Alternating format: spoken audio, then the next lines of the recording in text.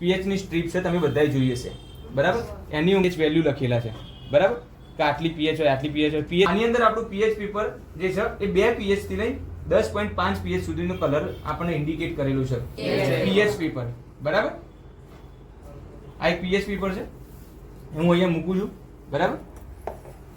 સૌ પહેલા આપણે શું લઈએ છીએ? બેઝ. બેઝ છે આપણી જોડે NaOH. એનો એક ડ્રોપ આપણે નાખીએ છીએ.